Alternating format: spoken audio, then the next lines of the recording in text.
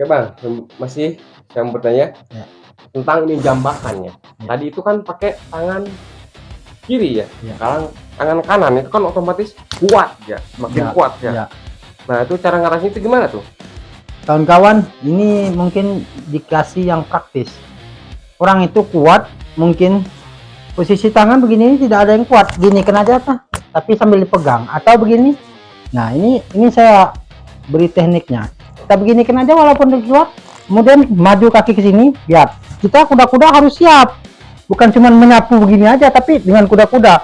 Dengan tangan begini, ini dia kita kuda-kuda. Nah, kalau digeser, ini sudah jatuh. Atau misalkan, coba nambah cukup begini, tidak usah dijatuhkan, tapi langsung ke sini.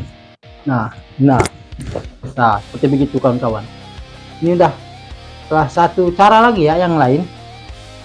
Kalau posisi begini ini kan tinggal terserah kita. Jadi